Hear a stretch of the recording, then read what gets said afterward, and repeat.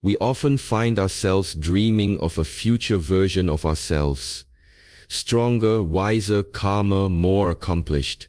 This image we build in our minds isn't fantasy. It is a mirror held up by desire and shaped by potential. But there is a quiet truth hiding behind every vision of that ideal future. Someone has to build it, and that someone is you. We admire the results, but we avoid the process. We are drawn to the outcome, but we resist the effort. The very future you look up to, whether it is a career achievement, a state of physical discipline, inner peace, or personal mastery, already exists in the space between now and later. It is waiting to be uncovered, step by step, yet many spend their lives thinking, planning, hesitating. The delay is subtle. It hides behind reasoning. I'll start tomorrow. I need more time to prepare. Let me first finish other things. These are not barriers. They are walls we build ourselves, brick by brick.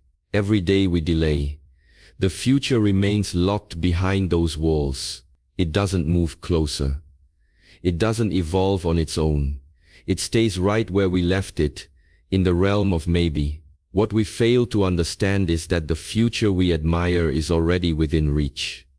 Not in the form of immediate success, but in the seed form of daily actions. You do not need to master everything now. You need to move. Action doesn't require full understanding. It requires intent. It requires a moment of silence, followed by a step. There are many who seek knowledge endlessly, but apply little. They confuse movement of the mind with movement in life. Wisdom without practice is noise. The admired future you imagine is not waiting for your perfect plan. It is waiting for your first imperfect effort. A small act, repeated with intention, has more weight than endless thought. When you delay, you build a habit. Procrastination is not inaction. It is action in the wrong direction. The more you repeat it, the more it grows, until it becomes part of your identity. And then the future you admire becomes something distant, something for others, something no longer yours. Not because it was unreachable, but because you stopped reaching. If you were to look closely at those you respect, you'd find a common thread. They moved. Even when uncertain, even when unready. They acted despite fear. They committed to routines. They gave themselves no exit, no soft escape. They became the future. They admired not through luck, but through small disciplines, repeated in silence. You may believe you're waiting for motivation, but motivation follows movement. The more you act, the more you awaken something dormant inside you, a part of you that knows why you started, a part of you that remembers the vision. And in this remembering, the gap between you and your future narrows. Time is not against you. It is your companion, but only if you walk. It will not carry you. It will not bend for hesitation. It offers you a clear bargain, consistency for transformation. Every day you delay, you reject that offer. Every day you act, you reshape what lies ahead. The future you admire is not a fantasy. It is a shadow cast by the actions you've yet to take, and it waits patiently to become real. Perfection is the most seductive form of procrastination. It wears the mask of wisdom. It sounds reasonable. It feels intelligent. I will start when I'm ready. I just need more clarity. Let me wait until the time is right. But behind those polished words is a hidden fear. Fear of failing, fear of being judged, fear of not measuring up. We tell ourselves we are being cautious, but caution that does not lead to action becomes paralysis. The truth is, there is no perfect moment. There never was. There never will be. Life is movement. It is always shifting. If you wait for stillness to act, you will wait forever. The world does not pause for you to prepare. It keeps unfolding, and in that unfolding, opportunities come and go like waves. Some crash at your feet, others pass silently. If you hesitate, the wave is gone. Not because you were unworthy, but because you stood still. Life rewards motion, not intention. Many are stuck in the illusion of preparation. They spend years learning, collecting, optimizing. They build castles in their minds, but never place a single stone in the real world. They want every variable controlled, every path clear, every outcome certain. But mastery does not begin in control. It begins in chaos. You must be willing to look foolish, to start poorly, to fall, to learn by doing. That is the path of all those who have achieved anything lasting. They did not begin with certainty. They began with courage. They did not wait for permission. They gave it to themselves. The perfect moment is a mirage. Every time you think you see it, it disappears when you get closer. If you are not careful, you will spend your whole life chasing it, running toward nothing. Meanwhile, time moves on, seasons pass, and the life you could have lived becomes the life you watched from a distance. People say, "I'm waiting for a sign," but the desire in your heart is the sign. The rest is action. If you feel the pull toward something, that is not coincidence, that is alignment. The question is not whether the time is right. The question is whether you will move anyway. There is a strange thing that happens when you begin. The fear that seemed so strong becomes smaller. The doubts lose their power. Why? Because you no longer feed them. Action starves fear. It weakens the voice that says, "Not yet." It sharpens the voice that says, "Now." Progress does not need perfection. It needs presence. It needs you to show up, even when uncertain, especially when uncertain. Because it is through that discomfort that growth takes shape. If you wait to be ready, you'll only become more practiced in waiting. But if you begin now, you become practiced in becoming. The moment you've been waiting for is not in the distance. It is now, wearing the disguise of a challenge. It will not introduce itself. It will not come with applause. But when you act, you uncover it. You step into the current of your own life. Waiting for the perfect moment is comfortable, but growth is never born from comfort. It is born from motion, from sweat, from showing up when no one is watching, from doing the work, especially when you don't feel like it. And when you embrace this, you'll see the truth that every day you waited was never needed. Only the decision to start was. Desire is not your enemy, but it is not your guide. It pulls you in many directions, some shallow, some deep, some aligned with your purpose, and others crafted only to distract. Every day you stand at a quiet crossroad. The urge to satisfy the moment versus the silent call of a future you've barely begun to build. Discipline is not punishment. It is clarity. It is the ability to distinguish between fleeting temptation and lasting fulfillment. What you want now is loud. It speaks in sugar, in comfort, in shortcuts, in the desire to stay warm when the morning is cold. But what you want most is silent. It does not beg for your attention. It waits for your recognition. When you understand this, every decision becomes training. Every choice you make is either a vote for the life you desire or a vote for the life you're trying to leave behind. You do not need to be perfect. You need to choose wisely, and you need to choose often, because the path is not made of great leaps.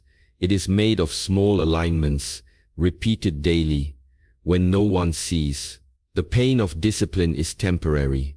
It asks you for your discomfort now, so you may live freely later.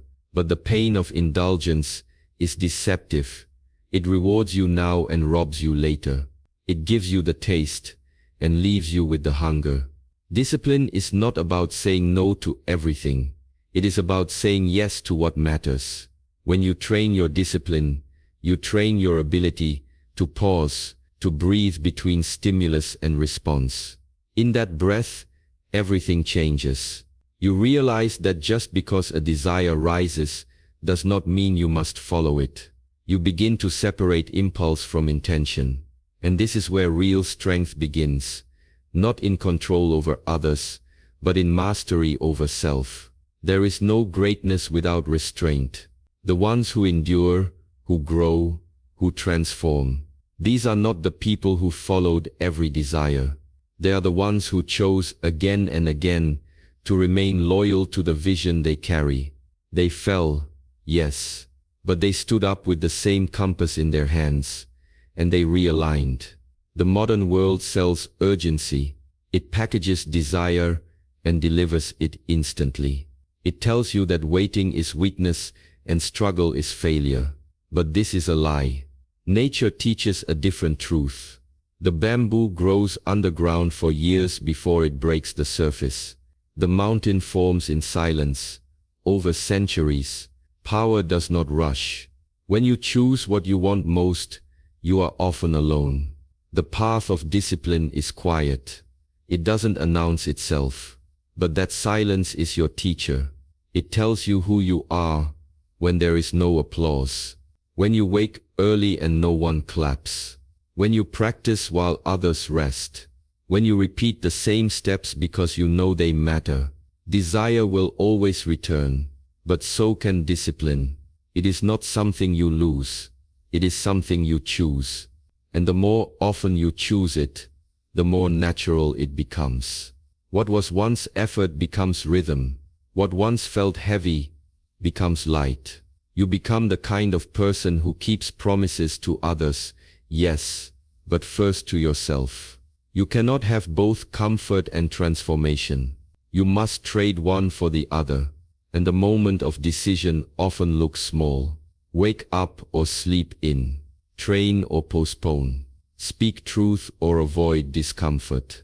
These moments shape your life more than big events, because these are the moments where character is built.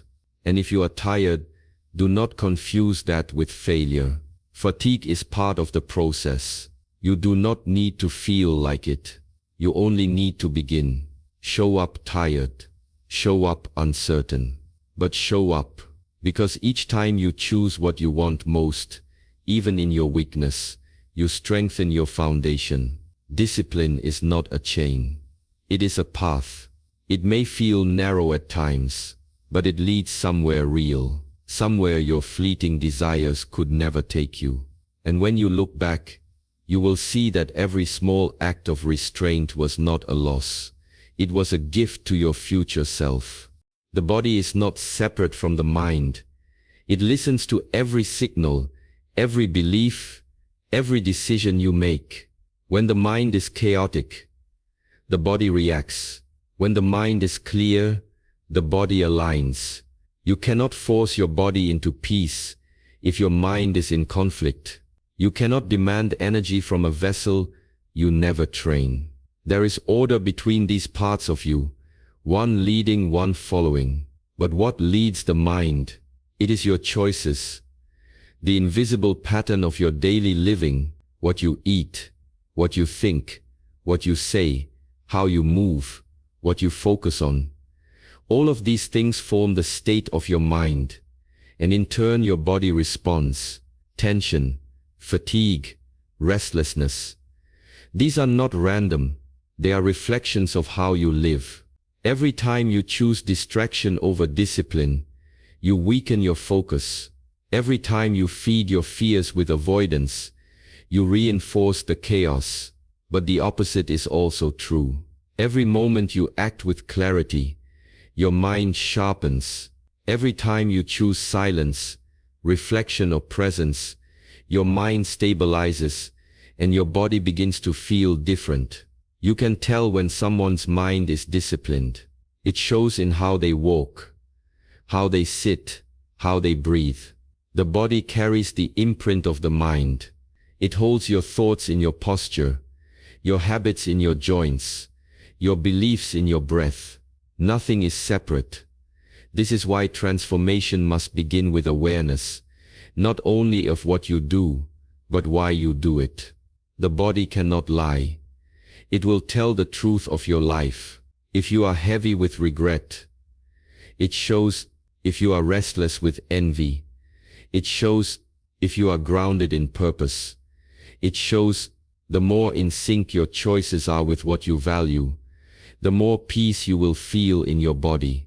Not because life is easier, but because you are no longer in conflict with yourself. The body does not need extremes. It needs consistency. You do not need to punish it to change. You need to guide it gently, steadily, like a flame in wind. Show up. Move with awareness. Rest with purpose. Nourish with respect. These are choices of the mind that become strength in the body. Many people chase physical transformation without mental discipline. They seek results without understanding. But lasting change begins where no one sees. In thought, in belief, in the decision to align. If your mind leads with fear, your body will resist growth. But if your mind leads with purpose, your body will follow, even through challenge. You train your body not just in the gym or on the mat, but in every moment. How you sit, how you breathe under pressure, how you stand when no one is watching. These are all expressions of your inner world. You are always practicing something. The question is, what? Your mind follows your choices. If you flood it with noise, it becomes unclear. If you feed it with blame, it becomes bitter. But if you guide it toward discipline, toward focus, toward truth, then it becomes a compass. And once the mind is still, the body follows like water in a calm stream. This is the unity that must be restored. Thought into intention, intention into action, action into embodiment. This is not achieved in a single day, but in many small days of choosing to return. Return to stillness. Return to strength. Return to the decision to become whole. When your choices align, the mind settles. When the mind settles, the body opens. And in that space you begin to realize that you are not chasing balance. You are returning to it. There are two types of weight you carry through life. One you choose, and one you inherit by not choosing. Effort is the burden you pick up each day when you decide to act, to strive, to stretch yourself beyond comfort. It is the weight you feel in your muscles after training, in your mind after focus, in your spirit after holding a standard. Regret is the weight left behind when you choose. Ease, it arrives later, when the chance has passed and cannot be reclaimed.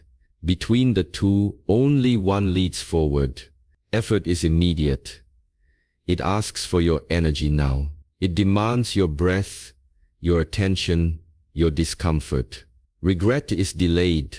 It waits in silence until the time for action has vanished. Then it appears not as something you did, but as something you did not do. And often, that absence is harder to bear than any temporary struggle. The world teaches us to seek ease, to avoid friction, to postpone what is difficult. But this only trades short-term comfort for long-term weight. The person who skips the challenge now will one day sit with the knowledge of what they could have become. That knowing, that inner echo of potential unfulfilled, lingers far longer than sore muscles or tired mornings. Effort teaches you. Every repetition, every hour, every disciplined act is shaping not just the outcome, but you. It makes you more capable, more prepared, more resilient. You become someone you can rely on. But regret leaves you weaker. It drains your spirit through reflection on the past, a past you can never re-enter, no matter how deep your desire. When you choose effort, you gain something, even if only growth. When you avoid it, you gain nothing but delay. And delay is not neutral. It is the slow erosion of momentum. It makes future effort harder.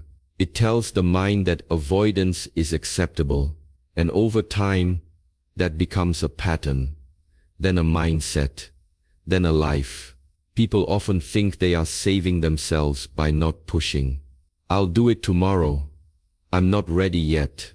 But they do not save energy. They store regret. They do not protect themselves. They quietly accept limitation. Effort may feel like a cost now, but regret is a debt you carry indefinitely. The weight of effort is light because it moves. It breathes. It transforms you. The more you carry it, the stronger you become. The weight of regret is heavy because it sits still. It anchors your spirit. It reminds you of what was possible, but never pursued. That is a weight that grows heavier with age, not lighter. There is wisdom in choosing the difficult path when it aligns with purpose, not for pain's sake, but for freedom. Because the effort you give today is freedom you earn tomorrow. Regret offers no such exchange. It gives nothing. It only takes. You do not need to be extraordinary to choose effort.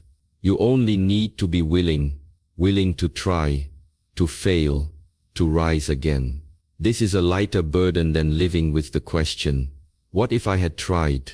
That question echoes louder than failure, because failure ends, but regret replaces. Do not fear the strain of becoming. Fear the silence of never beginning. Each day you act, you lighten your spirit.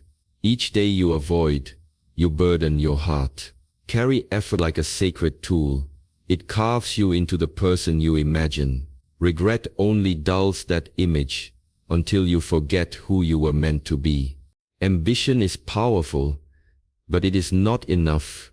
To have goals is to see the summit. To train is to build the legs that climb it. Too often people mistake vision for preparation. They believe that because they want something deeply, they are somehow more likely to reach it. But the truth is not written in desire. It is revealed in practice. When the moment of challenge comes, you will not suddenly become better than your habits. You will not exceed your preparation simply because you care. You will return to your baseline, the routines, the discipline, the standards you built in the quiet hours. That is where your real level lives, not in your dreams. Goals are necessary. They give direction, but they are not anchors. They float above you. Without training, they drift further away, unreachable. You may keep looking at them, talking about them, hoping for them, but unless your feet are moving with daily repetition, they remain distant. The world does not reward potential. It rewards readiness. And readiness is born not from intensity, but from consistency. To train is to respect the goal enough to meet it with effort. To practice in private what you wish to display in public. To be willing to repeat the basics until they become part of who you are. There is a certain honesty in training. You cannot pretend. You cannot skip steps. The work you do or do not do shows itself. When stress rises, when fatigue sets in, when pressure builds, you will default, and your default is built by what you repeat when no one watches. Training is not exciting. It is not glamorous. It is often mundane. That is why most avoid it. They seek the result but not the process. But the process is what changes you. Every repetition, every uncomfortable session, every early morning or late night becomes a layer in your foundation. It is slow, but it is sure. Those who understand this do not chase motivation. They build systems. They rely not on feeling ready, but on showing up regardless of feeling. They train until it becomes identity. And in this way they rise, not because their goals are lofty, but because their roots are deep. In times of struggle, people look for inspiration, but inspiration fades. Training remains. The repetition of discipline prepares you to respond with strength instead of panic, to act with clarity instead of confusion. This is not the result of hope. It is the result of habit. Even the most gifted fall, if they do not train. Natural talent can only take you so far. Without structure, it becomes unstable. But even the average can rise through discipline. The difference is not in the dream. It is in the daily. What you do when the crowd is gone, when there is no applause, when there is no reward except the knowing that you showed up. Goals can inspire you, but they will not save you. When the moment comes, it is your preparation that speaks. It answers the question, am I ready? With certainty. Not because you are perfect, but because you practiced being strong when it was inconvenient. You trained when it was easier to sleep. You chose alignment over excuses.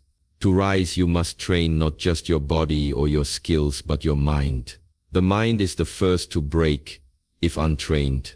It looks for exits, for blame, for shortcuts. But a trained mind stays. It breathes through difficulty. It focuses under chaos. It endures, not because it wants to, but because it remembers the countless times it did. You do not rise in the moment. You rise in the repetition that led to the moment. You fall only to the place you've already visited many times in practice. This is why you must take your training seriously. It is not preparation for a possibility. It is preparation for your future reality.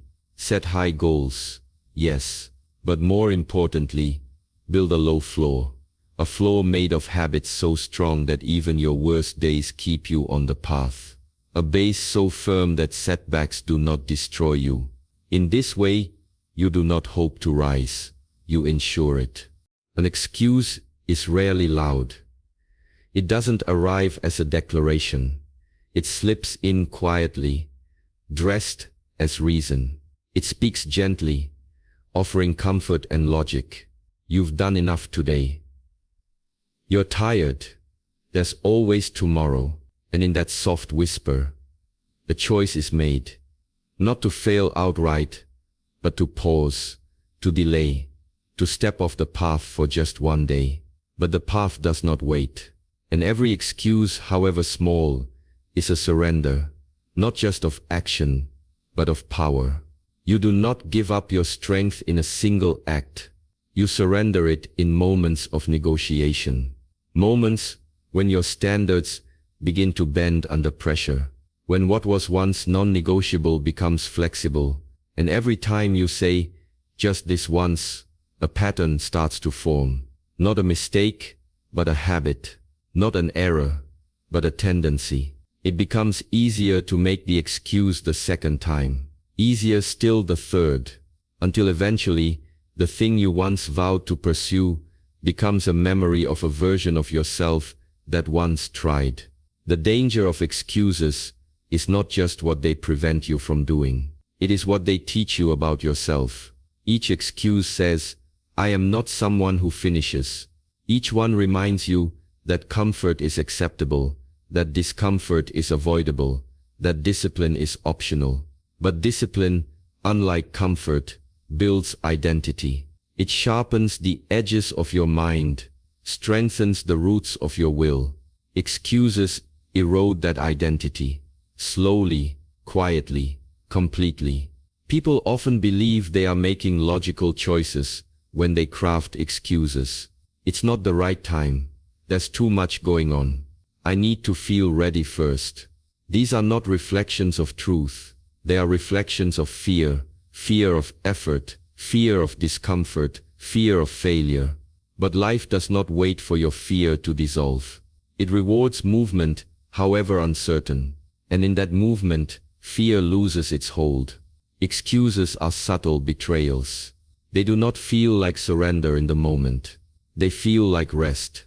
But they are not the kind of rest that restores. They are the kind of rest that delays the battle just long enough for momentum to fade. They promise recovery, but deliver regret.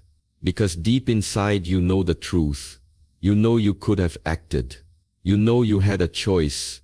And that knowing sits within you, long after the excuse has been forgotten.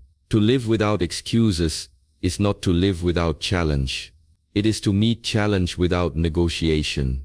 To say, this is hard, but I continue. To recognize the discomfort and still move forward.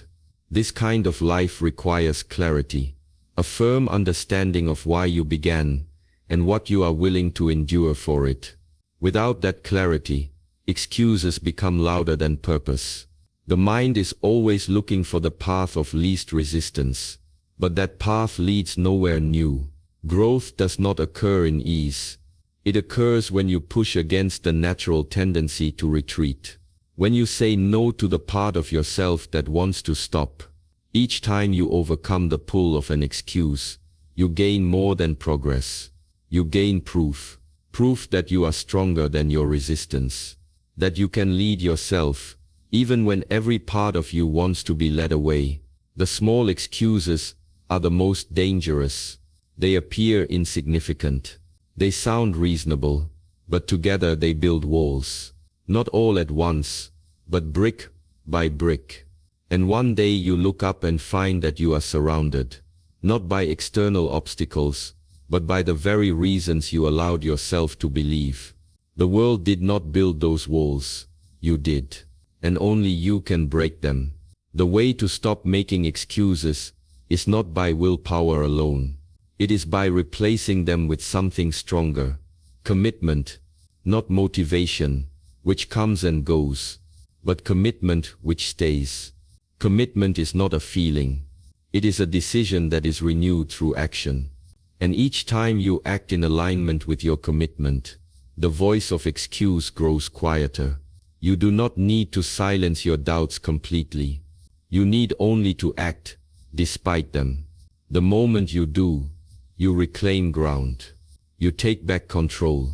You remind yourself that excuses are optional, but discipline is available to all who choose it. The mind can create thousands of thoughts in a single day. Among them, doubt is the most persistent. It questions your worth, your direction, your ability to change. It lingers in the background, always ready to pull you back into hesitation. But doubt has one weakness. It cannot survive sustained action. It grows in stillness. It thrives in indecision. But the moment you move, it begins to fade. You cannot think your way out of confusion. You cannot wait for perfect clarity before you begin. Clarity is not a prerequisite for movement. It is a result of it. Each step forward, however uncertain, brings you closer to understanding. You begin to see more clearly, not by standing still but by walking through the fog. Movement reveals what stillness hides. The problem is that many people are waiting to feel ready. They want assurance. They want to feel certain before they act. But certainty is not promised. The only thing you can control is your decision to begin. Begin tired. Begin unsure. Begin afraid. But begin. Because doubt does not end through thinking. It ends through doing. Action creates evidence. When you move, you collect data. Not from books, not from speculation, but from life. You discover what works. You learn what fails. You begin to trust your ability to adapt. Doubt has power only over the mind that stays idle. Once you move, you replace doubt with experience. Motion builds clarity, not just externally, but internally. When you act, you begin to understand your values.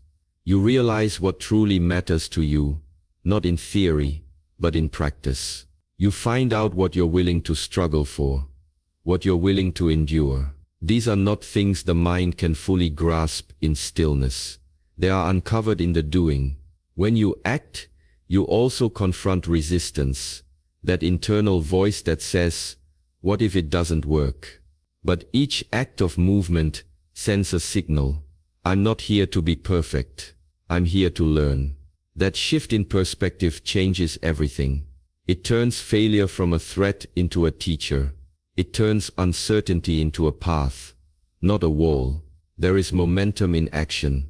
One small step leads to another, and that momentum builds not just results, but belief. You begin to see yourself differently, not as someone who waits, but as someone who moves. That shift in identity is more powerful than motivation. It anchors you in progress. Many people sit with questions they never test. Am I good enough? Can I really do this? These questions loop endlessly when unanswered by action. But when you move, you begin to realize that the answer is not fixed. It changes with each step. You may not be good enough now, but with each repetition, each disciplined act, you become closer. Perfection is not the goal. Progress is, and progress only comes through motion. Not grand gestures, but consistent steps. Tiny acts of courage. Small refusals to stay idle. In that rhythm, doubt begins to lose its grip. Action also reveals truth. When you act, you uncover whether your desire is real or imagined. Some dreams feel exciting until they demand effort. Action forces a confrontation between fantasy and reality. And in that confrontation you either recommit or redirect. Both are forms of clarity. The body remembers action. When you train, when you move, when you build, the body holds that effort. It begins to expect discipline. It begins to crave it. This physical memory becomes fuel for the mind. You act. You feel stronger. You feel stronger. You act again. This is the upward spiral that breaks the cycle of doubt. In silence, doubt sounds convincing. In motion, it becomes background noise. It loses its power because you no longer feed it with your attention. You are busy building. Doubt may knock, but you are no longer listening. You are too focused on the next step. Action does not guarantee success, but it guarantees growth. And in growth, you find confidence, not because you have all the answers, but because you have proven that you are willing to find them. You no longer fear the unknown. You explore it, one step at a time. Discipline is not a punishment. It is a structure that holds your life together. Without it, life does not become more free. It becomes more fragmented. The temptation to avoid discipline often disguises itself as self-care, as rest, as flexibility. But beneath that softness lies a simple truth. What you refuse to control now will eventually control you. The effort you resist becomes the consequence you must later face. People believe that avoiding discipline brings relief, that skipping the plan, postponing the action, delaying the decision offers space. But what it offers is a subtle unraveling. One undone task becomes two. One ignored standard becomes a shift in character. And while you may not feel the consequence in a single moment, it builds, it gathers weight, it compounds, until one day, what once could be handled with small effort now requires significant repair. Chaos is not always external. It begins inside. It starts when the mind gets used to saying not now, when comfort becomes the compass, when you stop choosing what's necessary and start choosing what's easy. And the problem with ease is that it expands. The more you feed it, the more space it takes, until even the smallest challenge feels overwhelming, not because it is hard, but because you are untrained. Discipline is not about being harsh with yourself. It is about being honest. Honest about what you want, what it costs, and what it takes to hold it. Every system in life that endures is built on rhythm. Discipline is that rhythm. It brings consistency to chaos. It is the reminder that even when life shifts, you do not have to. You can remain steady in your values, in your habits, in your direction. Avoiding discipline does not leave a vacuum. It creates room for distraction, for indecision, for doubt. You open the door to chaos when you close the door on structure. Even the smallest routines, waking up with intention, training your body, honoring your commitments, form the framework that keeps your mind aligned. Without them, the mind begins to drift. It loses the sense of purpose, and a drifting mind is a dangerous place. You can try to ignore discipline, but you cannot ignore the result of that choice. Poor health does not appear suddenly. It's the result of days without structure. Broken focus is not an accident. It's built from hours of scattered intention. Emotional instability does not emerge from nowhere. It's the consequence of a life without anchors. Every storm you meet externally has an internal equivalent that could have been shaped by discipline before it reached its peak.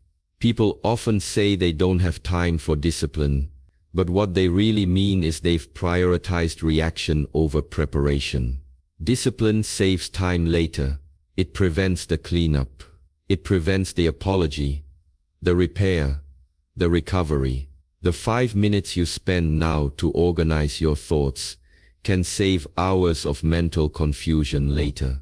The 30 minutes of training can prevent years of illness. The habit of focus can prevent decades of regret.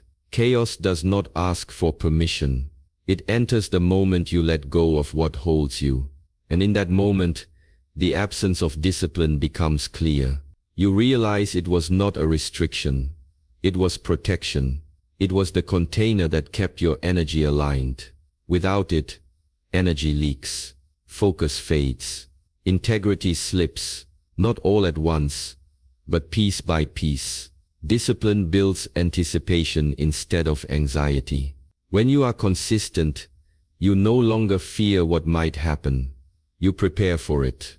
You walk with a sense of order, knowing that you've put in what is required. Chaos does not shake the disciplined person the same way it shakes the unprepared. The difference is not in strength, it is in rehearsal. One meets the storm with training, the other meets it with panic. You must choose your suffering, the sharp edge of discipline or the dull ache of regret. One is intentional, the other is imposed. One molds you, the other breaks you. And once the chaos comes, you will not wish you had rested more. You will wish you had prepared more. You will wish you had honored the voice that told you to show up, to keep going, to build while it was still quiet.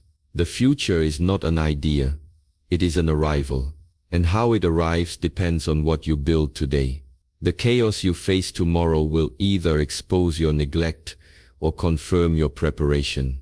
Discipline is how you tip the balance. It is how you meet the unknown with confidence, not fear. It is how you say, I am ready, because you did not wait for ease. You train through resistance. There is a time when the world is not looking, when there is no recognition, no applause, no validation. And it is in this space, this silence, that the foundation of your future is built. Most people crave visibility. They want others to see their effort, to notice their growth, to validate their path. But the most important changes happen when no one is watching, when the only eyes on you are your own. Silence reveals the truth. It strips away performance. It removes the mask. When you train in silence, when you work without witnesses, you see who you really are. Are you still willing to show up when there is no credit? Are you still willing to repeat the process when there is no reward? If you are, then your growth is real, because it does not depend on being seen. It depends on being true. The most dangerous temptation is not failure. It is applause, because applause can make you slow. It can make you satisfied. But silence keeps you honest. It reminds you that the work is not for the crowd. It is for the mission. When the lights are off and the room is empty, the person who still gives full effort is the one who will be prepared when the opportunity comes. People often believe they must be seen to be progressing, but the seed does not grow above the soil first. It pushes downward. It roots itself in darkness. That early growth is invisible, but it is vital. Without it, nothing else holds. You are the same. The routines you build when no one notices, the decisions you make in solitude, the promises you keep to yourself, these are your roots, and roots do not crave attention. They crave depth. The silence is also where resistance is loudest. In public, it is easier to perform, but alone you face the full force of your inner resistance. It will try to convince you to stop, to rest, to wait. But each time you push through that resistance alone, you add another layer to your strength. You become someone who can lead yourself without needing to be led, without needing permission, without needing to be seen. Greatness is not built in the spotlight. It is revealed there. What is built happens long before, in quiet hours, behind closed doors, in early mornings and late nights. You do not get stronger when the world watches. You get stronger when no one does. And when your moment comes, you will not need to rise to the occasion.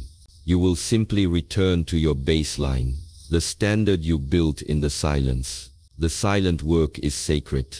It is the discipline to do what matters even when it's not exciting. It is the humility to improve in obscurity. It is the integrity to stay consistent when praise is absent. These traits cannot be faked. They are earned. They are the currency of mastery, and they are only collected in silence. It is also in silence where you meet yourself most clearly. No filters, no distractions. You see what drives you. You see what stops you. You face your doubts without an audience. And in doing so, you learn how to master them. Because the real battle was never against the world. It was against your own hesitation. And that battle is fought quietly, daily, persistently. There will be times when you question the value of your effort, when you wonder if it matters, if it's working, if anyone will ever care. But these are not signs to stop. They are signs that you are on the edge of transformation. The silence before the breakthrough is always the loudest, with doubt. But those who stay the course, who keep building even when unseen, are the ones who become unshakable. Your future self will thank you, not for what you did when the world was watching, but for what you did when no one else knew. That version of you will look back and say, I am strong because you were consistent. I am capable because you were patient. I am here because you didn't need applause to stay committed. In that reflection you will see that silence was never empty. It was full of the work that shaped your path. There will come a day, quiet or chaotic, subtle or severe, when something will rise within you. It may be a whisper as you stare at a mirror, or a thunderous ache in the silence of your thoughts. It will not ask your permission. It will not knock gently. It will simply arrive with a truth too sharp to ignore. I could have been further than this.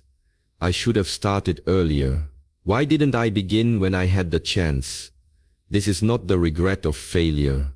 It is the regret of delay, the weight of time not used, the sting of knowing that you didn't lack potential. You lacked consistency. You didn't lack talent. You lacked the decision to begin when it mattered most. And in that moment, as you trace the timeline of your life backward, you'll see the markers. The days you said tomorrow, the days you silenced your own discipline with small comforts, the days you negotiated with your potential and always came up short. But this day, the one you fear, the one you imagine with dread, is not inevitable. It is only a possibility, and the power to shift that possibility into something greater lies in the present, right here. Now, not later, not next week, not after it feels right. Now, the world has never been short of ideas. It has always been short of disciplined action. You are not waiting on more information. You are waiting on yourself. You are postponing the decision that could change everything, not because you lack readiness, but because you fear responsibility.